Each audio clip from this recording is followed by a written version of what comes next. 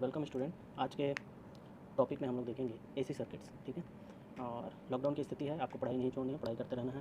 ठीक है, क्योंकि जो चीज़ें आपने पढ़ रखी हैं वो चीज़ें आपसे छूट ना जाए। ठीक है, और नई चीज़ें आपको जाननी है तो नई चीज़ें जानिए, लेकिन पुरानी चीज़ों को भूलिए मत। ठीक, तो इसी को देखते हुए घर में रहिए और पढ़ाई कीजिए, और जो भी आपको करना है वो भी कीजिए, लेकिन थोड़ा सा समय जो है, जो प्रिपरेशन कर रहे हैं उनको तो ज़्यादा समय पढ़ाई में ही देना चाहिए।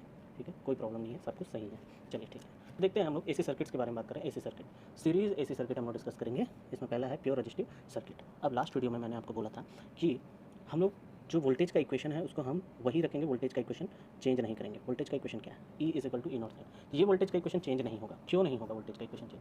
इसलिए नहीं होगा क्योंकि जो आपको वोल्टेज सप्लाई अगर मिल रही है, अगर आप डोमेस्टिक सर्किट की बात करें, ठीक है, तो जो वोल्टेज सप्लाई मिलती है वो कॉन्स्टेंटली आती है और एक ही तरह की सप्लाई आती है। ठीक है, एक ही तरह की सप्लाई आती है। जैसे आपके घर में जो भी स्विच है, प्लग है, उसमें जो सप्लाई आ रही है 220 वोल्ट की एसी वोल्टेज सप्लाई आ रही है, तो हमेशा 220 वोल्ट ही आएगी। आप कहीं पे भी चेक कर लीजिए, आप अपने घर की किसी भी सर्किट को चेक कर लीजिए, 220 वोल्ट की सप्लाई आपको मिलेगी। ठीक है, तो चेंज क्या होता है? चेंज होता है करंट। करंट क्यों चेंज होता है? करंट डिवाइस के अकॉर्डिंगली चेंज होता है कि आपका डिवाइस कैसा है। जैसे आपके पास छोटे डिवाइसेस हैं, फैन हो गया, बल्ब हो गया, ठीक है, तो इसके लिए बहुत थोड़ी सी करंट जाती है, छोटी करंट जाती है, 1 एम्पियर, 2 एम्पियर, 3 एम्पियर, इसमें काम हो जाता है। लेकिन अगर आपके पास बल्क डिवाइसेस है, बड़ी डिवाइसेस हैं, जैसे कि आपका एसी हो गया या फ्रिज हो गया, तो इनमें आप देखेंगे एक अलग सर्किट बनाया जाता है। ठीक है, इसमें जो करंट होती है वो बहुत ज़्यादा होती है, 16 एम्पियर की सर्किट इसमें यूज़ होती है, 15-16 एम्पियर की करंट ये लेता है। तो इसका मतलब क्या हुआ कि वोल्टेज तो हर एक जगह पे सेम आ रही है, लेकिन करंट आपकी चेंज हो रही है। अब करंट क्यों चेंज हो रही है, कैसे चेंज हो रही है और किस किस कारण से चेंज हो रही है, उसको हमको देखना है। ठीक है, तो पहला सर्किट हमारे पास है pure resistive circuit. Series AC circuit की बात करें, प्योर रेजिस्टिव सर्किट, तो प्योर रेजिस्टिव सर्किट में जो कंपोनेंट है वो कैसा है? आपका रेजिस्टेंस। तो हमको देखना है कि अगर हम इस रजिस्टर में ये वाली वोल्टेज सप्लाई प्रोवाइड करते हैं, E is equal to E not sine omega T, तो इसका करंट कैसा फ्लक्चुएट करता है या करंट में क्या चेंजेस आते हैं, ये हमको स्टडी करना है।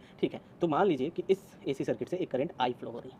क्या करंट फ्लो हो रही है? आई करंट फ्लो हो रही है। ठीक है, तो ये जो इक्वेशन है वोल्टेज का, इसको हम इक्वेशन 1 लेकर चलेंगे। ठीक है, अब अगर रजिस्टर है तो ये ओम्स लॉ को क्या करेगा? फॉलो करेगा। तो by Ohm's law, Ohm's law को क्या करेगा? फॉलो करेगा। तो ओम्स लॉ क्या बोलता है भाई? ओम्स लॉ सिंपली पता है आपको, V इज इक्वल टू क्या बोलता है? I R. तो इसको हम लोग कैसा लिख सकते हैं? E is equal to I into R. Okay, voltage की वैल्यू आपको पता है, करंट हमको फाइंड आउट करना है। वोल्टेज की वैल्यू क्या है? E not sine omega t is equal to क्या है? I into R. तो करंट क्या मिलेगा? ये आर से डिवाइड हो जाएगा, तो आई इज इक्वल टू मिलेगा E not sine omega t divide by R. Okay, clear है? तो अब ये जो ई नॉट बाय आर है, ये क्या है? ई नॉट बाय आर को हम लिख सकते हैं आई नॉट, मतलब ये जो है यही करंट की पीक वैल्यू है। E not by R is the peak value of the current. ठीक है, अब देखिए आई नॉट की जो वैल्यू है वो ऑलवेज लेस देन होगी ई नॉट से। क्यों? क्योंकि ई नॉट से कुछ डिवाइड हो रहा है, तभी क्या बन रहा है? आर नॉट, आई नॉट बन रहा है। तो ई नॉट से अगर कोई वैल्यू आप डिवाइड कर देंगे तो आई नॉट ऑलरेडी छोटी वैल्यू आने वाली है। ठीक है, अगर समझिए तो I not always less than E not होगा। ठीक, अब इसका हम लोग देखते हैं कि फेजर डायग्राम और वेव डायग्राम कैसा बनेगा। ठीक है, तो ये करंट का इक्वेशन हो गया, तो ये इक्वेशन 1 और ये इक्वेशन 2। पहले तो हम ई और आई दोनों के इक्वेशन को कंपेयर करते हैं कि क्या क्या चीज़ें इसमें सिमिलर हैं और क्या चीज़ों में चेंज हुआ है। और I is equal to I not sine omega t. अब अगर हम लोग ध्यान से इस इक्वेशन को देखें तो इस इक्वेशन में कुछ भी चीज़ें चेंज नहीं हुई है, मतलब इसमें साइनोसॉइडल फंक्शन है दोनों में। ठीक है, मतलब साइन के ही फॉर्म में है, कॉस में भी नहीं है। ठीक है, तो ये एक ही फंक्शन हुआ। दूसरा, इसमें ना आपको फेस में चेंज दिख रहा है, इसका भी फेस ओमेगा टी है, इसका भी फेस ओमेगा टी है। ठीक है, ये वैल्यू चेंज हो सकती है क्योंकि ये पीक वैल्यूज़ हैं। ठीक, तो अगर ये ऐसा है, इसका मतलब देखिए इसमें फेस में कोई चेंज नहीं है, no change in the phase, no change in the phase. इसका मतलब क्या हो गया कि इन दोनों का फेस क्या है? सेम है। अगर फेस सेम है तो फेस डिफरेंस क्या होगा? फेस डिफरेंस क्या होगा? अगर दोनों सेम है तो फेस डिफरेंस क्या होगा? Phase difference phi is equal to zero. यहाँ पे कोई भी फेस डिफरेंस आपको देखने को नहीं मिल रहा है, फाई क्या हो जाता है? जीरो हो जाता है। चलिए ठीक, ओके। तो अब देखते हैं इसका फेजर डायग्राम कैसा बनेगा। ठीक है, फेजर डायग्राम। देखिए मैं कॉम्प्लेक्स फेजर डायग्राम नहीं बता रहा हूँ जो कि बुक में होता है, क्योंकि उससे बहुत कंफ्यूजन बढ़ जाता है। तो हम अगर कॉम्पिटिटिव के लिए प्रिपेयर कर रहे हैं तो आप ये फेजर डायग्राम भी याद रखें, तो आपको ये हेल्प करेगा। ठीक है, मैंने कल ही बोला था फेजर डायग्राम जब हम लोग ड्रॉ करेंगे तो करंट को हम फिक्स कर देंगे एक डायरेक्शन में, क्योंकि ये वेक्टर रिप्रेजेंटेशन है। तो हमने मान लिया करंट का डायरेक्शन क्या है? ये एक्स डायरेक्शन की तरफ आपको क्या जा रहा है? करंट जा रहा है। ओके, तो अब देखिए क्या आई और ई के फेज में कोई चेंज था? नहीं। तो ई भी क्या होगा? आई के ही डायरेक्शन में मूव करेगा, तो ई का वैल्यू भी किधर ही जाएगा? आई की तरफ जाएगा। तो ये सिंपल एक फेजर डायग्राम आपका रजिस्टर के लिए हो जाता है, जिसमें फेज डिफरेंस क्या होता है? जीरो हो जाता है। करंट और वोल्टेज दोनों एक ही डायरेक्शन में मूव करते हैं। ठीक है, तो यहाँ पे हम क्या बोलेंगे? कोई भी लीड नहीं कर रहा है, कोई भी लैग नहीं कर रहा है, दोनों की जो डायरेक्शन है वो क्या है? सेम है। तो न यहाँ पे कोई लीड कर रहा है, ना यहाँ पे कोई लैग कर रहा है। ठीक, उसके बाद अगर वेव डायग्राम पे आ जाए तो वेव डायग्राम भी बहुत सिंपल है। इसके लिए वेव डायग्राम भी आपको बहुत सिंपल मिलेगा। कैसा भी, क्योंकि दोनों ही साइनोसॉइडल और साइन के फंक्शन है, तो दोनों साइन की तरफ बिहेव करेंगे। साइन कैसा बिहेव करता है? ये अगर मैंने इसको वोल्टेज बोल दिया E is equal to E not, ये है E not sine omega T, तो आई क्या करेगा? आई का पीक वैल्यू थोड़ा सा कम है, किससे? ई से, तो आई जो है वो थोड़ा सा छोटा बनेगा। ठीक है, यहाँ पे ये ई नॉट है अगर, तो ये वाला वैल्यू क्या हो जाएगी? आपकी आई नॉट होगी। अगर आप ये इक्वेशन बनाते हैं ई और आई का, तो ये आपका वेव डायग्राम है। ठीक, इसके साथ ही आपको क्या करना है, इसमें एक चीज़ और हम लोग फाइंड आउट करके रखेंगे, पावर फैक्टर। ये मैं बाद में बताऊंगा कि पावर फैक्टर होता क्या है, बट इसको आप फाइंड आउट करके रखिए, हर एक सर्किट में आप फाइंड आउट करके रखिए ताकि आपको बाद में आसानी हो। ठीक, पावर फैक्टर, ठीक है, power factor is equal to होता है कॉस फाई। ठीक है, power factor is equal to क्या हो जाता है, कॉस फाई। तो फाई की वैल्यू यहाँ पे क्या है, फाई की वैल्यू तो 0 है, तो cos 0 degree is equal to क्या आ जाएगा, ये 1 आ जाएगा। तो हमको प्योर रेजिस्टिव सर्किट में पावर फैक्टर क्या मिलता है, 1 मिलता है। ठीक है, इतनी चीज़ें क्लियर हैं आपको, इतनी चीज़ें में कोई प्रॉब्लम तो नहीं है। चलिए ठीक है, ये हुआ। अब ये सर्किट तो आपका हो गया। अब आगे जो सर्किट है उसको हम लोग डिस्कस करते हैं। ठीक देखना है, अब जो नेक्स्ट सर्किट है उसके बारे में हम लोग बात करते हैं। ठीक है, तो नेक्स्ट सर्किट है आपका pure inductive circuit. Next circuit आपका क्या होगा, प्योर इंडक्टिव सर्किट। अब वो कैसे हम लोग डिराइव करते हैं उसको देखते हैं और होता क्या है। और ये सब टॉपिक होने के बाद मैं क्या करूँगा, आपको क्वेश्चन करवाऊंगा। ठीक है, ये टॉपिक होने के बाद मैं आपको क्या करूँगा, क्वेश्चन करवाऊंगा जरूर इससे। चलिए ठीक है, तो दूसरा सर्किट जो है आपका वो है प्योर इंडक्टिव सर्किट। क्या है, प्योर इंडक्टिव सर्किट। चलिए ठीक, तो एक डायग्राम बना लेते हैं हम प्योर इंडक्टिव सर्किट के लिए। ये इंडक्टर मतलब एक कॉइल जिसका सेल्फ इंडक्टेंस क्या लेंगे हम लोग, एल लेंगे। सेल्फ इंडक्टेंस एल लेंगे। ठीक, इसका सेल्फ इंडक्टेंस क्या है, एल। ओके, तो यहाँ पे ये जो वोल्टेज है ये क्या है आपका, फिक्स है। मैंने पहले ही बोल दिया, ई नॉट साइन ओमेगा टी। ये वोल्टेज ऑलवेज क्या रहेगी आपकी, फिक्स रहेगी। और इसको इक्वेशन 1 लेके चलेंगे हम लोग, इसको क्या लेके चलेंगे, इक्वेशन 1। ठीक है, तो देखिए अभी इस वोल्टेज के साथ में एक ही कंपोनेंट है, तो ये पूरी की पूरी वोल्टेज यहाँ पे क्या होगी, ड्रॉप होगी या जो भी। तो जो इंडक्टर के अक्रॉस जो वोल्टेज जनरेट होगा वो क्या होगा, इंडक्टर के across by Faraday's law, by Faraday's law, Faraday's law से इंडक्टर के अक्रॉस जो वोल्टेज जनरेट होगा वो क्या होगा, ईएमएफ जो यहाँ पे जनरेट होगा वो क्या होगा, E is equal to L D I by D T. ठीक है, L D I by D T. Okay, मैं माइनस साइन नहीं लेकर चल रहा हूँ क्योंकि हमको डायरेक्शन से अभी कुछ मतलब नहीं है इसमें, तो हम डायरेक्शन की बात नहीं कर रहे हैं, लेंज लॉ का यूज़ नहीं कर रहे हैं। ठीक, तो हमको जो ईएमएफ मिल गया वो क्या मिला, L D I by D T. देखो सभी सर्किट में हमको काम क्या करना है, वोल्टेज तो आपको गिवन होगा, कंपोनेंट के हिसाब से आपको क्या चाहिए, करंट की वैल्यू चाहिए। ठीक, तो यहाँ से हम कैसे करंट फाइंड आउट करेंगे, चलिए देखते हैं हम यहाँ से करंट कैसे फाइंड आउट करेंगे। ओके, तो क्या है, सिंपली ये जो डी टी है ई से क्या हो जाएगा, मल्टीप्लाई हो जाएगा, E D T is equal to L D I. ठीक, तो डी आई की वैल्यू क्या हो जाएगी भाई, ये एल भी इधर क्रॉस हो जाएगा, तो D I is equal to क्या हो जाएगा, E by L into D T. और आई अगर चाहिए तो आई इज इक्वल टू क्या हो जाएगा, integration of E by L into D T. Okay, E M F E क्या था from equation 1, E not sine omega T. Current I is equal to क्या हो जाएगा, यहाँ पे ई एम एफ ई आ जाएगा, E not sine omega t divide by L integration into D t. अब देखिए ई नॉट एक कांस्टेंट वैल्यू होती है और एल भी आपका क्या होता है, कांस्टेंट होता है। ई नॉट भी कांस्टेंट है और सेल्फ इंडक्टेंस भी एक कॉइल का कांस्टेंट होता है। तो ई नॉट बाय एल आपका कॉमन आ गया, बाहर आ गया इंटीग्रेशन से, तो sign omega T D T. ये यहाँ तक आपका एक इक्वेशन है। ठीक, इसके बाद क्या होगा, इसके बाद देखते हैं हम लोग, इसके बाद साइन का इंटीग्रेशन। साइन का इंटीग्रेशन आपको पता ही है, लास्ट क्लास में भी हमने किया हुआ है, लास्ट लेक्चर्स में।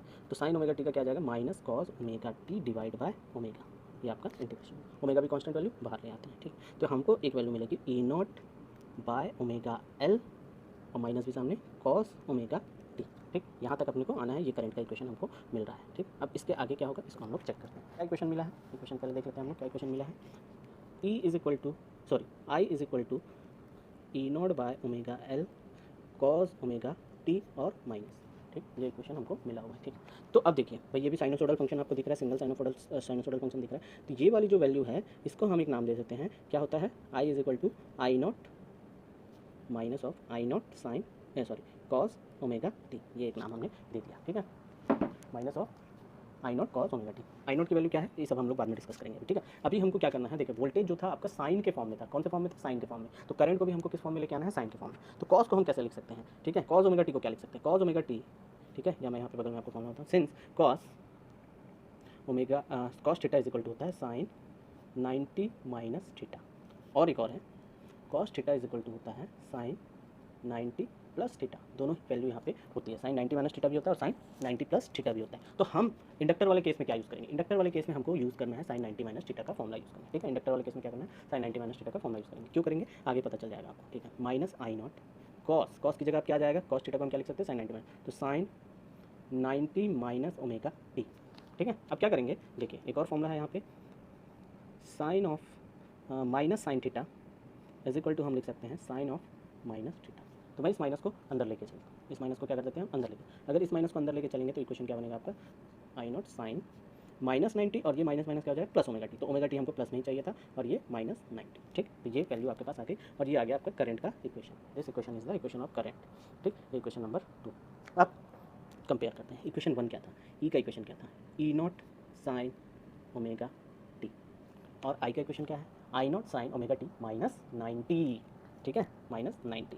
ठीक, तो मैं एक बार और आई का लिखता हूँ यहाँ पे, इसको हम लोग इस तरह से भी लिख सकते हैं, साइन ओमेगा टी माइनस 90 को माइनस पाई बाय 2 भी लिखा जा सकता है। 90 डिग्री को हम क्या बोलते हैं, पाई/2 रेडियन में रिप्रेजेंट कर सकते हैं। तो अब देखिए ई और आई के इक्वेशन में आपको देखने को मिल रहा है कि दोनों जो हैं वो क्या है, दोनों में अब कुछ फेस का डिफरेंस है, ठीक है। जो रजिस्टर वाले केस में हमने देखा था, दोनों के इक्वेशन में क्या आ जा रहा था, ओमेगा टी ही था, कोई फेस में डिफरेंस नहीं हो रहा था। लेकिन यहाँ पे आपको फेस में डिफरेंस देखने को मिलेगा। क्या हो रहा है भाई कि ई जो है वो साइन ओमेगा टी है और आई जो है वो किस में है, ओमेगा टी माइनस पाई/2। तो पाई/2 का फेस डिफरेंस आपको दिख रहा है, पाई/2 का क्या दिख रहा है, फेस डिफरेंस दिख रहा है। और क्या बोलेंगे, और क्या बोलेंगे कि वोल्टेज यहाँ पे जो ईएमएफ है या वोल्टेज है वो क्या कर रहा है, लीड कर रहा है, लीड बाय पाई/2 या आई लैग्स बाय पाई/2। या तो आप वोल्टेज को लीड बोलो या करंट को क्या बोलेंगे, लैग बोलेंगे। दिख रहा है आपको कि करंट क्या कर रहा है, लैग कर रहा है पाई/2 से। चलिए ठीक है, तो अब यहाँ पे हम पहले फेजर डायग्राम देख लेते हैं, उसके बाद आई नॉट के बारे में भी डिस्कस करेंगे, ठीक है, वो आगे आएंगे। चलिए, तो फेजर डायग्राम, अगर हमारे पास ये दो इक्वेशन है तो फेजर डायग्राम क्या बनेगा, इसको हम लोग देखते हैं। फेजर डायग्राम, चलिए कैसा बनेगा फेजर डायग्राम, इसको भी हम लोग डिस्कस करते हैं, ठीक है। तो फेजर डायग्राम सिंपली जैसे मैंने आपको ट्रिक बताया वैसा तो आप कर लीजिए, बहुत इजी है। और अगर आप बोलेंगे तो मैं जो नॉर्मल फेजर डायग्राम बनता है जो आपके बुक्स में होगा वो भी आपको एक्सप्लेन कर दूँगा। चलिए ठीक है, पहले हम लोग अपने ट्रिक से देखते हैं। हमारा फेजर डायग्राम में ये होता है कि हम करंट को एक डायरेक्शन में फिक्स करते हैं, ये करंट का डायरेक्शन फिक्स हो गया। करंट का डायरेक्शन फिक्स होने के बाद हम वोल्टेज को देखते हैं कि वो लीड कर रहा है कि लैग कर रहा है, ठीक है। तो इस केस में क्या बोला हमने, ई जो है वो लीड कर रहा है पाई/2 से, वोल्टेज जो है वो लीड कर रहा है पाई/2। तो करंट डेफिनेटली क्या कर रहा है, लैग कर रहा है। अगर वोल्टेज लीड कर रहा है तो इसका पॉजिटिव एंगल बनाएंगे, तो इस तरफ आपका जाएगा ई प्लस 90 डिग्री पे। तो देखिए आपको इस डायग्राम से आपको समझ में आ रहा होगा कि प्लस 90 डिग्री और पाई/2 से वोल्टेज करंट से लीड कर रहा है और करंट वोल्टेज से लैग कर रहा है। अगर इस तरफ आप जाते हो क्लॉकवाइज में तो लैग होता है, और अगर एंटी क्लॉकवाइज में जाते हैं तो लीड होता है, ठीक है। तो करंट अगर इस डायरेक्शन में फिक्स किया आपने तो वोल्टेज उससे क्या करेगा, लीड करेगा, वोल्टेज क्या करेगा, लीड करेगा, आगे बढ़ रहा है, ठीक है। और ये इस तरफ है, ओके, इतना क्लियर हो रहा होगा आपको। ये फेजर डायग्राम हो गया। अगर ये फेजर डायग्राम हो गया तो वेव डायग्राम बहुत ईजी है। वेव डायग्राम भी हम यहीं पर क्लियर कर देते हैं भाई। वेव डायग्राम क्या होगा, चलिए वेव डायग्राम देखिए। चलो, तो ये आपका वोल्टेज है, ये आपका क्या है, वोल्टेज है। लेकिन करंट क्या कर रहा है, लैग कर रहा है, ठीक है। तो हाँ, करंट क्या कर रहा है, लैग कर रहा है। तो अगर करंट लैग कर रहा है तो वो नीचे से बनेगा, ठीक है। कहाँ से बनेगा, यहाँ से बनेगा। और कैसा बनेगा, ये मान लीजिए ये जो एंगल है, मैंने फेस के बारे में आपको बता दिया है, ये जो फाई एंगल का डिफरेंस आ रहा है वो कितना आ रहा है, पाई/2 माइनस पाई/2। तो वो नीचे से करंट अपने आप को स्टार्ट करेगा, आई नॉट से स्टार्ट करेगा। कहाँ से स्टार्ट करेगा, आई नॉट से। तो आई नॉट से ये, और उसके बाद ये इस तरह से आएगा और अपने आप को कंप्लीट करेगा आई नॉट पे, ठीक है। आ रहा समझ में। तो ये आपका क्या बना, वोल्टेज का करंट का डायग्राम बना। दिस इज ई का ग्राफ एंड दिस आई का ग्राफ, फेजर वेव डायग्राम, ठीक। बहुत क्लियर है, इसमें कोई बात नहीं है। ये पाई/2 से लैग कर रहा है, ओके। चलिए आगे बढ़ते हैं, आगे बढ़ के हम लोग देखते हैं। हाँ, तो आपको यहाँ से क्लियर हो गया कि फेज डिफरेंस कितना है इनके बीच में। आपको यहाँ से क्लियर हो गया कि इनके बीच में फेज डिफरेंस कितना है। फेज डिफरेंस को हम किससे डिनोट कर रहे हैं, फाई से। तो फाई इज इक्वल टू क्या आ रहा है, 90 डिग्री और क्या बोल सकते हैं हम लोग, पाई/2, ठीक। अगर ये हुआ, ठीक है, तो फिर हमको और एक चीज़ क्या निकालनी है, पावर फैक्टर। मैंने बताया बाद में ये आपको काम करेगा। तो पावर फैक्टर हम निकालते हैं। पावर फैक्टर जो होता है पी एफ से डिनोट करेंगे, इज इक्वल टू क्या होता है, कॉज ऑफ फेज डिफरेंस या फाई। तो कॉज ऑफ 90 डिग्री मीन्स कितना आएगा, पावर फैक्टर 0। क्या होता है पावर फैक्टर, कैसे क्यों निकाल रहा है वो बाद में हम लोग समझेंगे, ठीक। यहाँ तक आपको क्लियर हो चुका है। तो ये आपका हो गया इसका डायग्राम, क्या बोलते हैं, प्योर इंडक्टिव सर्किट, ठीक। अच्छा, अगर चलिए किसी स्टूडेंट के मन में डाउट होगा तो मैं एक बार और फेजर डायग्राम को आपको एक्सप्लेन कर देता हूँ, ठीक है। यहीं पे हम दूसरा वाला फेजर डायग्राम भी देख लेते हैं जो प्रॉपर बुक में दिया होता है। चलिए ठीक है, तो बुक के हिसाब से अगर आप देखोगे तो ये क्या होगा, ये मान लीजिए प्लस एक्स एक्सिस है। तो वोल्टेज का अगर फेज हम देखते हैं तो वोल्टेज जो है उसका फेज है ओमेगा टी, या उसका एंगल है ओमेगा टी। तो हम एक एंगल टी का यहाँ पे बना देते हैं जिसका ये क्या हो जाएगा, ओमेगा टी। तो ये वोल्टेज हुआ आपका, ये क्या हो गया, वोल्टेज हो गया। लेकिन करंट जो है वो क्या कर रहा है, उससे लैग कर रहा है पाई/2। तो आप वोल्टेज से करंट को आप लैग करवा दीजिए इस डायरेक्शन में। देखिए ये टोटल एंगल कितना हो जाएगा, वोल्टेज से करंट का पाई/2, ठीक है। वोल्टेज से लैग करेगा, यहाँ से नहीं, आप यहाँ से पाई/2 नहीं बनाएंगे। वोल्टेज और करंट के बीच में पाई/2 का डिफरेंस है, ठीक है। आ रहा है समझ में, फेज डिफरेंस वोल्टेज और करंट। तो आप एक्स एक्सिस से पाई/2 बनाएंगे तो ये गलत हो जाएगा। तो आप वोल्टेज से पाई/2 यहाँ पे बना दीजिए, 90 डिग्री आप बना दीजिए, ठीक। तो ये आपका प्योर इंडक्टिव सर्किट भी कंप्लीट हो जाता है, प्योर इंडक्टिव सर्किट। तो प्योर इंडक्टिव सर्किट में हमको जो करंट मिला था वो था I not sine omega t minus 90, ठीक है। तो हमने ये तो डिस्कस कर लिया था। आई नॉट की वैल्यू के बारे में हमको डिस्कस करना है। आई नॉट की जो वैल्यू मिली थी वो क्या था, not is equal to E not by omega L, ठीक है। अगर इसको देखें तो ओम्स लॉ से E not by omega L, अगर ओम्स लॉ से हम कंपेयर करें तो ये जो ओमेगा एल है वो इक्वलेंट है किसके, एक तरह के रजिस्टेंस के, ठीक है। तो इसको हम लोग जानते हैं एसी में एक्सएल के नाम से, और एक्सएल को हम बोलते हैं रिएक्टेंस। क्या बोलते हैं, रिएक्टेंस, ठीक। तो ये आई नॉट इज इक्वल टू हो गया ई नॉट बाय एक्सएल, और एक्सएल इज इक्वल टू क्या होगा, एक्सएल इज इक्वल टू होगा ओमेगा एल, ठीक है। तो ये एक तरह का रजिस्टेंस ही है, इसलिए इसका यूनिट क्या होगा, ओम होगा, ठीक है। नाम क्या है इसका, रिएक्टेंस है, इंडक्टिव रिएक्टेंस, ठीक है। हिंदी में इसको बोलेंगे प्रेरकीय प्रतिघात, प्रेरकीय प्रतिघात।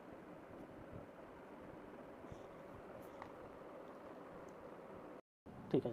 नेक्स्ट जो सर्किट है स्टूडेंट्स वो है प्योर कैपेसिटिव सर्किट। अब प्योर कैपेसिटिव सर्किट में क्या होगा, ठीक है, अगर आप यहाँ पे एक ये आपको दिख रहा होगा प्योर कैपेसिटिव सर्किट, तो अगर आप यहाँ पे क्या करते हैं एक एसी सोर्स लगाते हैं तो हमको क्या फाइंड आउट करना है, इस कैपेसिटर के अक्रॉस कैसा करंट फ्लो हो रहा है, ठीक है, इस करंट की वैल्यू क्या है और इस करंट में क्या फेज डिफरेंस है। ओके चलिए देखते हैं। तो फिर प्योर कैपेसिटर सर्किट में देखिए कैपेसिटर का काम क्या होता है, चार्ज को स्टोर करना, ठीक है। तो एक फॉर्मूला है हमारे पास कैपेसिटर का, ठीक है, कि charge Q is equal to capacitor में जो चार्ज स्टोर होता है Q is equal to CV।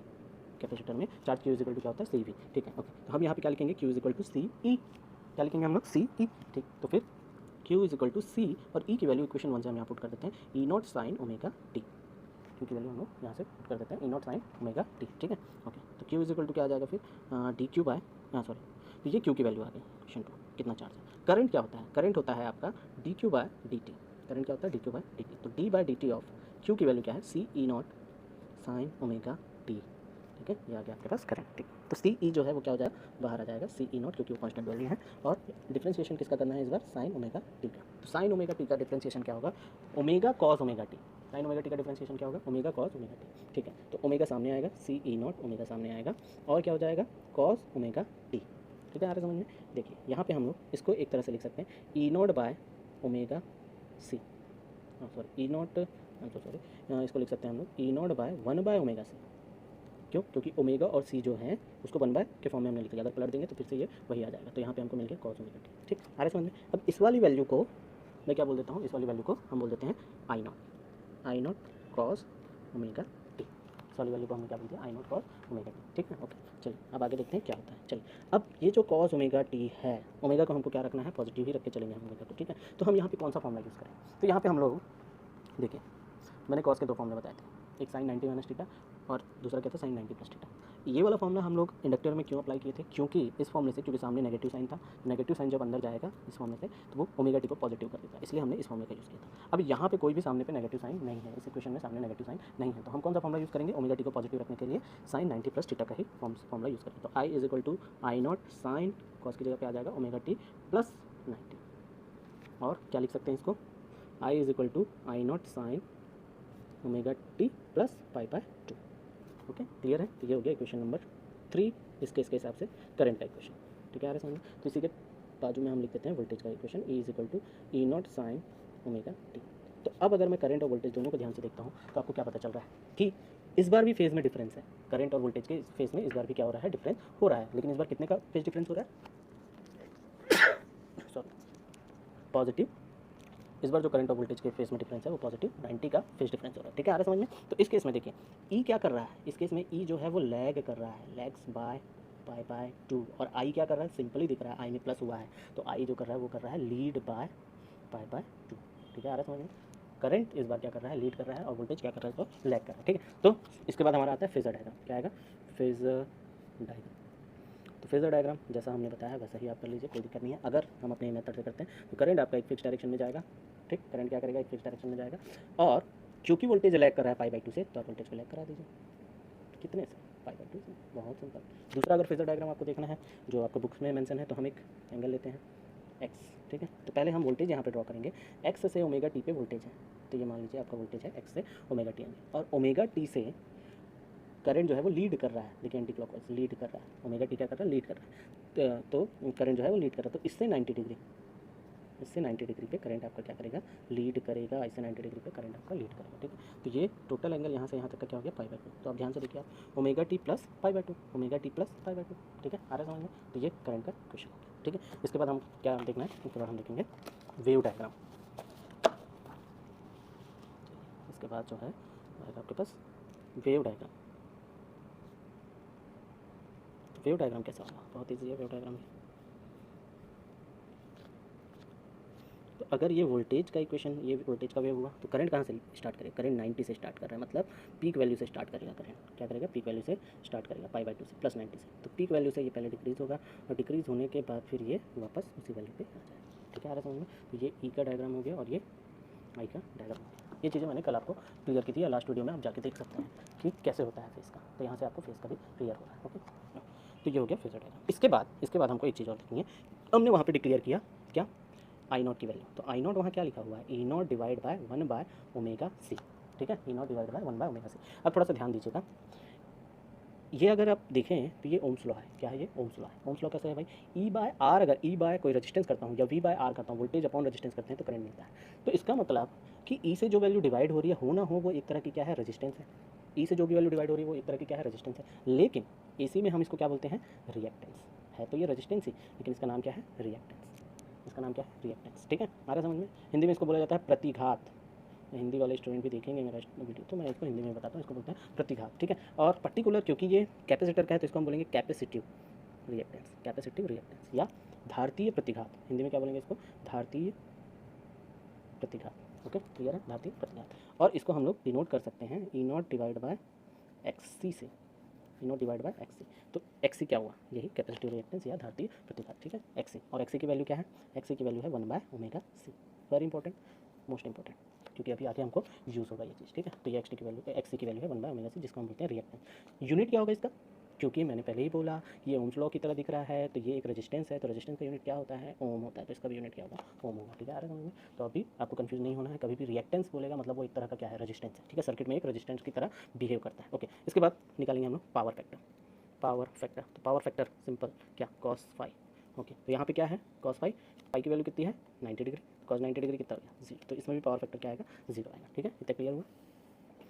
यहाँ तक हो गया आपका प्योर कैपेसिटी। हमारा जो नेक्स्ट सर्किट है वो है सीरीज आरएल सर्किट। आपको पता है कि जब भी सीरीज कनेक्शन में कोई कनेक्ट होता है, ठीक है, तो सीरीज कनेक्शन में अगर कुछ भी कनेक्शन कोई भी कंपोनेंट कनेक्ट हुए हैं तो जो भी वोल्टेज है वो अपने आप को क्या करता है? डिस्ट्रीब्यूट करता है। जो भी वोल्टेज होता है वो अपने आप को क्या करता है? डिस्ट्रीब्यूट। तो ये जो वोल्टेज है is equal to E not sine omega t, ये दो पार्ट में डिस्ट्रीब्यूट होगा। कुछ पार्ट ये आर को देगा जिसकी वैल्यू है ई आर, और कुछ पार्ट ये देगा एल को देगा जिसकी वैल्यू है ई एल। ठीक है, तो अगर ये डीसी सर्किट होता तो डीसी सर्किट में आपको पता है सीरीज कनेक्शन में जो भी वोल्टेजेस हैं वो दोनों का जो एल्जेब्रिक सम होता है वो टोटल वोल्टेज होता है, जो अप्लाइड वोल्टेज है। बट ये डीसी सर्किट नहीं है, ये एसी सर्किट है। तो इसमें नॉर्मली एल्जेब्रिक सम से आपको इनका टोटल वोल्टेज नहीं मिलेगा। ठीक है, तो यहाँ पे हमको क्या करना पड़ेगा? वेक्टर सम करना पड़ेगा। क्या करना पड़ेगा? Vector sum. क्यों करना पड़ेगा? ये फेजर डायग्राम से हम देखेंगे। ठीक है, आ रहा है समझ में? तो ठीक है, ध्यान देते हैं हम लोग। अगर मैं यहाँ पे एक बात करूँ, ठीक है, ई आर की बात करें कि ई आर कितना है, तो ई आर का ई आर नॉट की बात करते हैं, ई नॉट आर। तो ई नॉट आर होगा ओम्स लॉ से I naught into R, simply. ठीक है, ई एल का जो वैल्यू है पीक वैल्यू, ई एल की अगर पीक वैल्यू देखें तो ई नॉट एल जो वैल्यू होगी वो क्या होगी? आई नॉट इंटू एक्सएल। होगी कि नहीं होगी? होगी, बिल्कुल होगी, क्योंकि एक्सएल क्या है? एक्सएल एक तरह का रेजिस्टेंस है, जो जब हम इंडक्टर लगाते हैं तो उसके अक्रॉस जो रेजिस्टेंस जनरेट होता है उसको ही हम लोग क्या बोलते हैं? रिएक्टेंस बोलते हैं इसी में। तो एक्सएल से जब आई नॉट को हम क्या करेंगे? मल्टीप्लाई करेंगे, तो ओम्स लॉ से हमको क्या मिलेगा? ई नॉट एल मिलेगा। ठीक है, तो सिंपल ओम्स लॉ से हमको दो इक्वेशन और मिलती है। तो ये फर्स्ट इक्वेशन, ये सेकंड इक्वेशन और ये थर्ड इक्वेशन। अब आते हैं हम लोग फेजर डायग्राम में। ठीक है, तो फेजर डायग्राम हमको क्या बताता है? फेजर डायग्राम अगर आप लोग जानते हैं और दोनों का फेजर डायग्राम आपने देखा है, रेजिस्टेंस का भी, और तो इंडिविजुअली हम इन दोनों को ड्रॉ करते हैं, लेकिन एक साथ एक ही फेजर डायग्राम में दोनों को ड्रॉ करेंगे। कैसे? भैया करंट जो है वो का है? कांस्टेंट है। ठीक है, इस तरफ क्या जा रहा है? इस तरफ जा रहा है वोल्टेज किसका? रजिस्टर का। ये तो हमने बताया, इस तरफ क्या जाएगा? वोल्टेज जाएगा रजिस्टर का, और इस तरफ क्या जाएगा भाई? इंडक्टर का वोल्टेज। इस तरफ क्या जाएगा? इंडक्टर का वोल्टेज जाएगा। ठीक, इसको हम बोल देते हैं पीक वैल्यू वाली बात कर देते हैं कि इसकी पीक वैल्यू इस तरफ जा रही है करंट की तरफ, आपने देखा हुआ है फेजर डायग्राम में। और जो इंडक्टर जो होता है उसका वोल्टेज क्या करता है? लीड करता है π/2 से, किससे? करंट से। तो हम यहाँ पे बनाएंगे। तो अगर हम देखें एक वेक्टर इस तरफ जा रहा है और एक वेक्टर जस्ट उससे परपेंडिकुलर जा रहा है, तो इसका रिजल्टेंट क्या आएगा? इसका रिजल्टेंट आएगा ई नॉट। अगर हम जाने तो ई नॉट आएगा under root of E naught R square plus E naught L square. ठीक है, आ रहा है समझ में? ओके, ई नॉट को क्या बोल सकते हैं? चलिए ई नॉट को देखेंगे हम लोग बाद में। Is equal to under root of I E naught R की वैल्यू क्या लिए थे हम लोग? आई नॉट आर और इसका square plus E naught L की वैल्यू क्या थी? आई नॉट इंटू एक्सएल और इसका स्क्वायर। ठीक है, ये आ गया आपके पास। चलिए, तो आगे क्या होगा भाई? आगे ये होगा आई नॉट दोनों से कॉमन और उनका स्क्वायर है तो वो रूट के भी बाहर आ जाएगा। ठीक है, तो E naught is equal to हो जाएगा I naught under root of R square plus XL square. अगर मैं ई नॉट की बात करूँ तो ई नॉट के लिए करंट आपका आएगा आई नॉट। ई नॉट के लिए करंट क्या होगा? I not. ठीक है, पीक वैल्यू तो सेम होगी करंट की पूरे सर्किट में। ठीक है, तो ये आई नॉट हुआ, लेकिन टोटल रजिस्टेंस जो आएगा सर्किट का उसको मैं बोल देता हूँ जेड। नया नाम देते हैं, टोटल रजिस्टेंस ही है ये एक तरह से। अभी मैं बताता हूँ जेड को क्या बोलते हैं। Under root R square plus XL square. I naught से आई नॉट कैंसिल आउट, तो जेड की वैल्यू क्या आ गई हमारे पास? जेड इज इक्वल टू आ गया under root R square plus XL square. AC circuit में हम जेड को टोटल रेजिस्टेंस नहीं बोलते हैं, यहाँ पे टोटल रेजिस्टेंस वर्ड का यूज़ नहीं होगा, या नेट रेजिस्टेंस नहीं होगा, इक्विवेलेंट रेजिस्टेंस। इसी सर्किट में जेड को बोला जाता है इम्पीडेंस। क्या बोला जाता है? इम्पीडेंस। बट ये है क्या? ये एक तरह का रेजिस्टेंस ही है। इसका यूनिट क्या होगा? इसका यूनिट ओम ही होगा।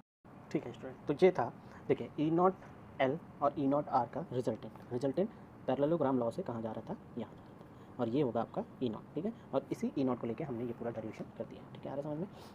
अब ध्यान से देखिए, जो टोटल वोल्टेज है और जो टोटल करंट है, ठीक, अभी भी क्या दिख रहा है आपको कि टोटल वोल्टेज किसी एंगल से लीड कर रहा है और टोटल करंट क्या कर रहा है, लैग कर रहा है। ठीक है, आ रहा है समझ में? तो मान लेते हैं कि टोटल वोल्टेज फाई एंगल से लीड कर रहा है। टोटल वोल्टेज जो है ई नॉट जो है वो क्या फाई एंगल से क्या कर रहा है, लीड कर रहा है, और आई जो है वो क्या कर रहा है, लैग कर रहा है। ठीक है, आगे देखते हैं इसके आगे क्या होगा। तो हमने इंपेडेंस देख लिया, इंपेडेंस क्या होता है आपको अगर समझ आ गया बहुत अच्छी बात है। चलिए ठीक है, तो फेजर डायग्राम मैं फिर से लेके आऊँगा, फेजर डायग्राम यहाँ पे। ठीक है, ये है आपका फेजर डायग्राम। तो इस तरफ आई की तरफ आपका आर का वोल्टेज जाएगा डेफिनेटली, और ये जो है इंडक्टर उस तरफ क्या जाएगा, इसके 90 डिग्री पे जाएगा। क्यों जाएगा? क्योंकि करंट से इंडक्टर का वोल्टेज क्या करता है, लीड करता है 90 डिग्री। लेकिन जब हमने टोटल वोल्टेज देखा तो टोटल वोल्टेज जो है सर्किट का वो भी क्या कर रहा है, टोटल करंट से लीड कर रहा है। कितने से मान लिया हमने, फाई एंगल से लीड कर रहा है। कितने से लीड कर रहा है, फाई एंगल से लीड कर रहा है। चलिए तो आगे देखते हैं, अगर ये फाई एंगल से लीड कर रहा है तो करंट का इक्वेशन कैसे बनेगा, equation of current, equation of current. देखिए वोल्टेज का इक्वेशन पहले ही बताया गया है, वोल्टेज का इक्वेशन हमेशा फिक्स होगा, E not sine omega T, चाहे कोई भी सर्किट हो। लेकिन फेजर डायग्राम में जो आपने देखा, फेजर डायग्राम में जो आपने देखा, अगेन एक बार देख लीजिए कि जो ये टोटल वोल्टेज है उससे जो करंट है वो लैग कर रहा है। जो टोटल वोल्टेज है उससे करंट लैग कर रहा है, या करंट से टोटल वोल्टेज क्या कर रहा है, लीड कर रहा है। ठीक है, तो अगर आपने वोल्टेज को फिक्स रखा हुआ है तो करंट को क्या कराएंगे, लैग कराएंगे। किससे लैग कराएंगे, करंट लैग करेगा किससे, sine omega t minus phi. तो ये करंट का इक्वेशन जो कि लैग कर रहा है। क्वेश्चन नंबर 4 क्लियर आ रहा है समझ में यहाँ तक। तो यहाँ पे देखिए फेज डिफरेंस आपको क्या मिला, फेज डिफरेंस आपको क्या मिला, फेज डिफरेंस हमको मिल रहा है फाई। ठीक है, लैग करने की फाई मिल रहा है। तो हमको इस फेज डिफरेंस की वैल्यू भी फाइंड आउट करनी है। चलिए तो फेज डिफरेंस की वैल्यू कैसे फाइंड आउट होगी, सिंपली आप आराम से देख सकते हैं इसको। ओके, तो फाई इज इक्वल टू, एक सिंपल सा फॉर्मूला है आपके पास, tan inverse X L by R. अब ये कैसे आया, ठीक है, tan inverse X L by R, ये कैसे आ रहा है इसको हम लोग देखते हैं। इसके लिए हमको अगेन फेजर डायग्राम पे आना पड़ेगा, उसके बाद आपको ये चीज़ क्लियर होगी। चलिए ठीक है, यहाँ देखिए, ठीक, अगर ये फाई है, ठीक, तो ये एक राइट ट्रायंगल हुआ, ये अगर ये क्या हो गया, एक राइट ट्रायंगल हुआ, तो हमको फाई की वैल्यू चाहिए। फाई के सामने जो है परपेंडिकुलर है, ये जो नीचे वाली वैल्यू वो क्या है, बेस है। ठीक है, तो ये जो परपेंडिकुलर है ये कितनी वैल्यू है, ये जो परपेंडिकुलर है कितनी वैल्यू है, ये तो ई नॉट एल ही है। ठीक है ना, ओके। तो अगर मैं इसमें टेन थीटा लगाता हूँ या टेन फाई का वैल्यू, टेन फाई का इक्वेशन हम लोग लगाते हैं इस इक्वेशन में, इस डायग्राम में,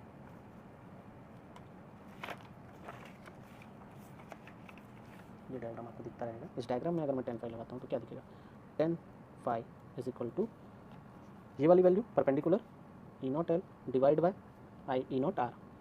ठीक है, तो ई नॉट एल क्या होता है, ई नॉट एल है आई नॉट इंटू एक्सएल, और ई नॉट आर क्या है, आई नॉट इंटू आर। तो ये और ये कैंसिल हो जाएगा, टेन फाई क्या मिलेगा आपको, एक्सएल डिवाइडेड बाय आर, या फाई इज इक्वल टू क्या मिलेगा, tan inverse XL divided by R. तो ये आपका इक्वेशन हो गया फाई। ओके, आ रहा है समझ में, ठीक। इसके बाद हम क्या निकालेंगे, power factor. Power factor, power factor के लिए भी हमको फेजर डायग्राम का यूज़ करना पड़ेगा। पावर फैक्टर होता है कॉस पाई। ठीक है, क्या होता है, cos pi. Power factor is equal to cos pi. अगर इसी फेजर डायग्राम में मैं कॉस की वैल्यू निकालना चाहूँ, ये राइट ट्रायंगल लेके हम कॉस की वैल्यू निकालना चाहें तो कैसे निकलेगा, कॉस क्या होगा, base upon hypotenuse, base upon hypotenuse. ठीक है, तो बेस क्या है, बेस है ई नॉट आर, और हाइपोटेनियस क्या है, हाइपोटेनियस है ई नॉट। चलिए ठीक है, तो ई नॉट आर में आएगा आपका आई नॉट इंटू आर, और डिवाइड बाय ई नॉट की वैल्यू क्या आएगी, ई नॉट की वैल्यू होगी आई नॉट इंटू जेड। तो ये और ये गया, तो कॉस फाई की वैल्यू क्या आ रही है यहाँ से, कॉस फाई की वैल्यू आएगी आपके पास आर डिवाइडेड बाय जेड। ये सब छोटे छोटे फॉर्मूले हैं, ये आपको याद रखना पड़ेगा ऑलवेज। चाहे कोई सा भी सीरीज़ का सर्किट आ जाए, इसी में हमेशा पावर फैक्टर होता है आर बाय जेड, इसको हम लोग याद रखेंगे, आर बाय जेड। अगर आप इसको आर एल के लिए यूज़ करते हो तो जेड की वैल्यू जो हमने फाइंड आउट की वो आप यहाँ पे पुट करेंगे। अगर इसको आप आर सी के लिए यूज़ करते हो तो जेड की वैल्यू जो आर सी सर्किट में आएगी वो आप यहाँ पे पुट करेंगे। और अगर ये एल सी आर का है जेड तो फिर cos phi R by Z ही होगा, लेकिन जेड की वैल्यू एल सी आर की आएगी। तो ये बहुत इंपॉर्टेंट है, इसको आपको याद रखना है। ठीक है, चलिए तो ये हो गया, कॉस फाई तक का भी हो गया। उसके बाद देखिए इक्वेशन नंबर 4 अगर आपको दिख रहा होगा तो I is equal to I not sine omega t minus phi. Okay, आपको पूछेगा भैया ठीक है, ये इक्वेशन क्योंकि हमने बनाया था, है ना, हमने बनाया था फेजर डायग्राम देख के, तो हमने बनाया था, तो यहाँ तक तो हमने ये वैल्यू निकाली, ओमेगा टी माइनस फाई बोल दिया क्योंकि करंट लैग कर रहा था फाई से, इसलिए हमने ये बोल दिया। बट ये जो आई नॉट है इसकी वैल्यू क्या होगी, what is I naught, I naught simply आपको पता है आई नॉट क्या होगा, total voltage divide by total resistance means impedance. तो आई नॉट होगा ई नॉट बाय जेड, या I naught is equal to E not by Z की value क्या है, under root R square plus XL square. X L की value भी आप डाल सकते हैं ओमेगा एल, और ये आपको मिल गया आई नॉट। ठीक है, आपको क्या, ओके स्टूडेंट, नेक्स्ट सर्किट जो है वो आरसी सर्किट। ठीक है, तो आरसी सर्किट में भी आप देख सकते हैं कि आर और सी जो है वो सीरीज में कनेक्टेड हुए हैं और उनके साथ एक एसी सोर्स लगा हुआ है। ठीक है, ओके, तो एसी सोर्स फिर से अपने आपको क्या करेगा, डिस्ट्रीब्यूट करेगा, इसको एक पोर्शन देगा वोल्टेज का, इसको एक पोर्शन देगा। ठीक है, तो अगर मैं इसमें अगर एक करंट आई फ्लो हो रही है और इसकी आई की पीक वैल्यू आई नॉट है, तो आर पे पीक वोल्टेज क्या मिलेगा, I naught into R, Ohm's law से सिंपली, ठीक है। और सी पे पीक वोल्टेज क्या मिलेगा, I naught into X C, naught C, X C. कई स्टूडेंट क्या करेंगे यहाँ पे सी लिख देंगे, सी नहीं एक्स सी। क्यों एक्स सी, क्योंकि एक्स सी एक तरह का रेजिस्टेंस है, तो हम यहाँ पे ओम्स लॉ को अप्लाई कर पाएंगे। अगर आप सी रखेंगे तो सी एक कैपेसिटेंस है, वो रेजिस्टेंस नहीं है, तो आप वहाँ ओम्स लॉ नहीं यूज़ कर सकते। तो ये आ जाएगा क्या आपका आई नॉट इंटू एक्स सी, ठीक है। चलिए अब नेक्स्ट क्या आएगा आपका फेजर डायग्राम। तो फेजर डायग्राम कैसा होगा भाई, सिंपल, देखिए करंट की तरफ कौन जाता है, जो वोल्टेज होता है रजिस्टर का वो करंट की तरफ जाता है, तो ई नॉट आर करंट की तरफ चलेगा। और जो कैपेसिटर का रेजिस्टेंस होता है, सॉरी ये गलत बन गया है, जो कैपेसिटर का रेजिस्टेंस होता है वो किधर जाएगा, डाउनवर्ड जाएगा। इसको आप इग्नोर करेंगे। क्यों डाउनवर्ड जाएगा, क्योंकि करंट से जो कैपेसिटर का वोल्टेज है वो क्या करता है, लैग करता है। करंट से कैपेसिटर का वोल्टेज क्या करता है, लैग करता है। तो ई नॉट सी जो है वो इस तरफ जाएगा। अगर ई नॉट आर और ई नॉट सी का हम रिजल्टेंट देखें तो वो किधर आएगा, पैरेललोग्राम लॉ से वेक्टर सम अगर देखते हैं तो वो इस तरफ जाएगा, जो कि टोटल वोल्टेज है। तो अब यहाँ पे हम टोटल वोल्टेज को किस फॉर्मूले से रिप्रेजेंट करेंगे, रिजल्टेंट के फॉर्मूले से रिप्रेजेंट करेंगे। तो E naught is equal to क्या हो जाएगा, अंडर रूट ऑफ रिजल्टेंट का फॉर्मूला आपको पता ही होगा, वेक्टर में रिजल्टेंट का फॉर्मूला होता है R square plus E naught into C का स्क्वायर, ठीक है। अब यहाँ पे हम वैल्यू पुट करते हैं, तो आई ई नॉट आर, इसकी वैल्यू क्या है, आई नॉट आर और इसका होल स्क्वायर, इसकी वैल्यू क्या है, आई नॉट एक्स सी और इसका होल स्क्वायर, ठीक है। आ रहा है समझ में, यहाँ पे ये हो गया ओके। आई नॉट क्या हो जाएगा, कॉमन आ जाएगा, अंडर रूट के भी बाहर आ जाएगा, क्योंकि अंडर रूट के अंदर क्या था, उसका स्क्वायर था, तो यहाँ पे आ जाएगा आपको R square plus X C square, ठीक। ई नॉट को हम क्या लिख सकते हैं, आई नॉट इंटू जेड, यहाँ पे अगेन जेड क्या लिखेंगे हम, इंपिडेंस लिखेंगे, आई नॉट से I naught cancel, Z is equal to क्या हो जाएगा, under root of R square plus X C square, this is the impedance. ये क्या है, इम्पिडेंस। हिंदी में इसको क्या बोलते हैं, प्रतिबाधा, सॉरी मैं भूल जाता हूँ, हिंदी मीडियम स्टूडेंट के लिए भी मुझे बताना है, इसका नाम होता है प्रतिबाधा, और ये होता है ओम। ओम क्यों, क्योंकि एक तरह का क्या है, रेजिस्टेंस।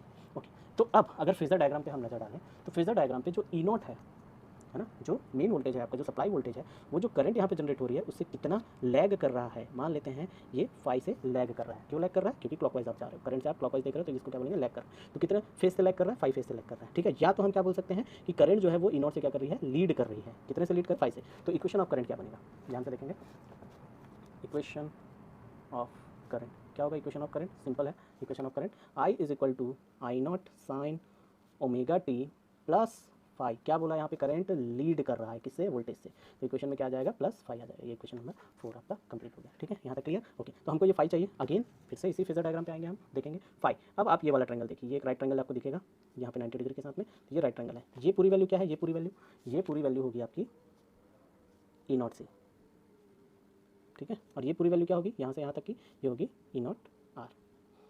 तो अगर फाई हमको चाहिए तो फाई कैसे निकालेंगे हम, टेन फाई, कैसे निकालेंगे, टेन फाई। तो टेन फाई क्या बोलेगा, tan phi is equal to perpendicular, perpendicular कौन हो गया, E naught C, divide by क्या होगा, ई नॉट आर, ठीक। तो ई नॉट सी की वैल्यू आपको पता है I naught into X C, और ये हो गया आई नॉट इंटू आर, तो आई नॉट से I naught cancel, tan phi आपको क्या मिलेगा, टेन फाई हमको मिलेगा एक्स सी बाय आर, और फाई इज इक्वल टू क्या मिलेगा, tan inverse X C by R.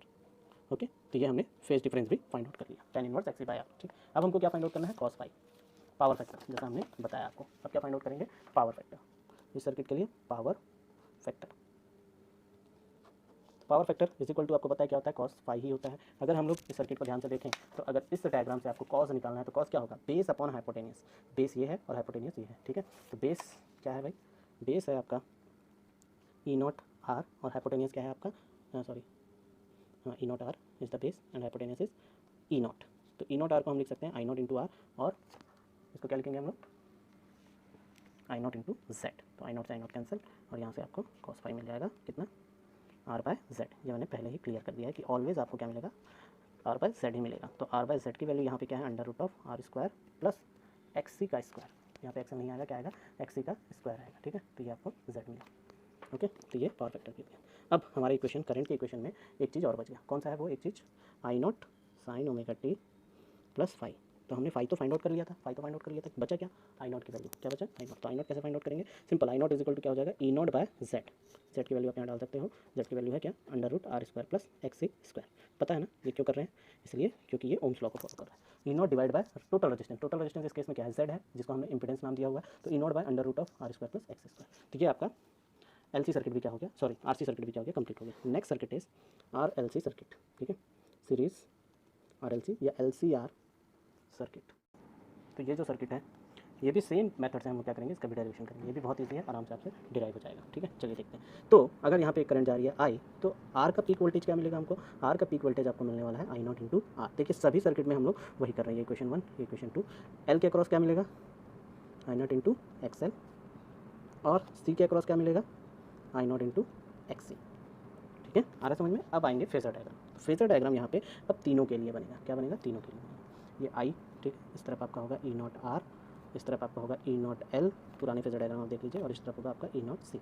ठीक है, आ रहा समझ में। अब यहाँ पे दो केसेस हो सकते हैं भाई। एक तो आपका केस होगा कि या तो एल का वोल्टेज बड़ा होगा और सी का वोल्टेज छोटा होगा। एल को ज़्यादा सप्लाई मिल रही होगी, सी को कम सप्लाई, या तो सी को ज़्यादा सप्लाई मिल रही होगी, एल को कम सप्लाई हो रही है। आप दोनों में से कोई भी केस से डिराइव करेंगे आपको रिजल्ट सेम मिलने वाला है। ठीक है, आ रहा समझ में, आपको रिजल्ट सेम मिलेगा। तो हम एक केस ले लेते हैं कि यहाँ पे जो एल का वोल्टेज है वो ग्रेटर है किससे? सी के वोल्टेज से। तो अगर मैं वेक्टर देखूँ, इसको एक वेक्टर लेता हूँ और ये दूसरा वेक्टर है, तो अगर दो वेक्टर एक दूसरे के ऑपोजिट हैं तो जो रिजल्टेंट वेक्टर होता है वो जो बड़ा मैग्नीट्यूड का वेक्टर है उसकी तरफ जाएगा। ठीक है, आ रहा समझ में। जैसे आपने दो फोर्स लगाया, ठीक है, एक इंसान को आप दो तरफ से खींच रहे हैं, तो वो इंसान किधर जाएगा? जिसके पास ज़्यादा फोर्स है वो उसकी तरफ मूव करेगा। ठीक है, भले थोड़ी सी क्वांटिटी रिजल्टेंट क्वांटिटी कम हो जाएगी लेकिन वो उसकी तरफ मूव करेगा। तो इसका मतलब अगर E naught L is greater than E naught C, then resultant of E naught and E naught C is in the direction of E naught L. ठीक है, आ रहा समझ में। तो यहाँ पे जो रिजल्टेंट मिलेगा वो रिजल्टेंट क्या होगा? ई नॉट में से ई नॉट सी जो है वो क्या होगा? माइनस होगा। ठीक है, आ रहा समझ में। अब ये ई नॉट एल और ई नॉट सी का रिजल्टेंट मिल चुका है, तो हमको क्या चाहिए? ई नॉट आर के साथ में इसका रिजल्टेंट चाहिए। तो फिर कैसे करेंगे हम लोग? पैरेललोग्राम लॉ का यूज़ करेंगे जी। तो यहाँ से आपको एक रिजल्टेंट क्वांटिटी मिलेगी ई। तो अब जो टोटल वोल्टेज है ई नॉट वो कैसे आ रहा है? वो ऐसे आ रहा है। अब इनका जो है वो वेक्टर सम होगा। वेक्टर सम कैसा होगा? ई नॉट का स्क्वायर, ई नॉट आर का स्क्वायर, प्लस यहाँ पे टोटल वोल्टेज क्या है? E naught L minus E naught C और इसका होल स्क्वायर। ये रिजल्टेंट आपको मिलेगा। ठीक है, ओके। तो हम सारी की वैल्यू को हम यहाँ पुट कर देते हैं, सारी वैल्यूज़ को। तो यहाँ पे क्या हो जाएगा? ई नॉट आर की वैल्यू क्या है? आई नॉट इंटू आर, इसका होल स्क्वायर, प्लस यहाँ पे क्या होगा? I naught into X L minus I naught into X C और इनका होल स्क्वायर। ठीक है, आई नॉट सभी से कॉमन आएगा, आई नॉट का स्क्वायर अंडर रूट से बाहर हो जाएगा। तो आई नॉट आपका अंडर रूट से बाहर बचेगा क्या? बचेगा आपके पास I naught plus X L minus X C whole square. और ई नॉट को क्या लिख सकते हैं? I naught into Z. तो यहाँ पे इंपेडेंस आपको क्या मिल रहा है? एलसीआर सर्किट में इंपेडेंस क्या मिल रहा है? देखिए, Z is equal to under root of I naught square plus X L minus X C whole square. देखिए, ये टॉपिक के बाद हम लोग कॉम्पिटिटिव के क्वेश्चन लेंगे। ठीक है, किस टाइप के क्वेश्चन आते हैं। तो कल जो मैं वीडियो बनाऊंगा या नेक्स्ट वीडियो जो भी आएगी उसमें कॉम्पिटिटिव के क्वेश्चन होते हैं, क्योंकि सर्किट क्लियर करना बहुत ज़रूरी है। सर्किट अगर क्लियर हो जाता है तो कॉम्पिटिटिव के क्वेश्चन करने में आपको आसानी होगी। ठीक है, तो यहाँ तक अगर आप अच्छे से इसको क्लियर रख लेते हैं, आप सारी वीडियोस को देख लीजिए और उसके बाद फिर हम क्वेश्चन करेंगे। ठीक है, ओके। अब यहाँ पे जेड की वैल्यू तो आ गई है। ठीक, अब फिर से आते हैं फेजर डायग्राम। आपको फेजर डायग्राम दिख रहा है। अब ध्यान से देखिए, जो टोटल वोल्टेज है ई नॉट का और ये जो टोटल करंट है, अभी भी इनके बीच में कुछ फेज का डिफरेंस है। कितना? मान लेते हैं 5 का डिफरेंस है। ठीक है, अब क्या दिख रहा है भाई? ई नॉट जो है वो आई से क्या कर रहा है? लीड कर रहा है। तो आई क्या करेगा? लैग करेगा। तो लैग करने के लिए कैसा इक्वेशन बनाएंगे हम लोग? Equation of current. क्या बनेगा इक्वेशन ऑफ करंट? बहुत easy, I is equal to I not sine omega t minus phi. क्यों? क्योंकि करंट तो क्या कर रहा है? लैग कर रहा है, और हमने माना है कि वो फाइव से लैग कर रहा है। तो आप चाहिए five. What is five? Five के बारे में फिर वही अगेन 10 वाला फॉर्मूला। तो हम फिर से मैं इस बार डायरेक्ट लिख देता हूँ। 10 is equal to 10, five is equal to, अगर आप डायग्राम देख रहे हो, परपेंडिकुलर अपॉन बेस। अभी परपेंडिकुलर की वैल्यू क्या है? E naught minus L C, this is the value. ये वाली जो वैल्यू है, ये वैल्यू, तो ये है E naught L minus E naught C divide by E naught R. चलिए, ई नॉट एल क्या होगा? I naught into X L minus I naught into X C divide by I naught into R is equal to, I naught सबसे common आ जाएगा, cancel हो जाएगा, मिलेगा क्या? X L minus X C divide by R, ये 10 five, and five is equal to क्या मिल जाएगा आपको? फाइव इज इक्वल टू मिल जाएगा 10 inverse of X L minus X C divide by R. Okay, X L minus X C divide by R. तो अगर ये हो गया तो फिर पावर फैक्टर कॉस फाइव इसी डायग्राम से देखेंगे। Cos phi is equal to क्या दिखेगा? Base upon hypotenuse. तो बेस क्या है आपका? ई नॉट इंटू आर है, ई नॉट आर है, और ये क्या हो गया आपका? ई नॉट हो गया। तो ई नॉट आर क्या लिखेंगे? आई नॉट इंटू आर, और इसको क्या लिखेंगे? I naught into Z. तो आई नॉट कैंसिल। देखिए अगेन कॉस फाइव क्या आ गया? R by Z. Again cos five क्या आ गया? R by Z. ठीक है, तो जेड की वैल्यू इस बार एलसीआर सर्किट का जेड लेंगे। क्या आया था हमारे पास? Under root R square plus X L minus X C और इसका होल स्क्वायर। आई थिंक मैंने यहाँ पर कुछ गड़बड़ी कर दी है, मैं जेड में देख रहा था। यहाँ पे आई नॉट नहीं आएगा, यहाँ पे आर आएगा, आर का स्क्वायर होगा, यहाँ पे भी आर का स्क्वायर होगा। ओके, तो ये आर स्क्वायर और ये जेड। ठीक है, ये कॉस फाइव हो गया। कॉस फाइव होने के बाद हमको क्या चाहिए? I naught. तो आई नॉट क्या होगा? आई नॉट होगा E not by Z. Simply E naught क्या होता है? I naught into R divide by Z क्या होगा आपका? सॉरी, ना बस हो तो गया, इतना ही तो होगा, ई नॉट बाय जेड। ठीक है, तो ये आपके तीनों सर्किट जो हैं वो आपके कंप्लीट हो चुके हैं। ठीक है, चाहे आप तीनों नहीं, यहाँ पे हमने 3, 4, 5, 6 सर्किट कंप्लीट कर दिए। ठीक है, तो ये 6 सर्किट आपको बहुत अच्छे से आना चाहिए, तो हमको क्वेश्चन होगा इसमें। आप एलसीआर सर्किट में एक मोस्ट इंपॉर्टेंट टॉपिक जो है रेजोनेंस का जो टॉपिक है वो बच गया आपका, अनुनाद की स्थिति, रेजोनेंस कंडीशन। तो वो हम लोग नेक्स्ट लेक्चर में देखेंगे।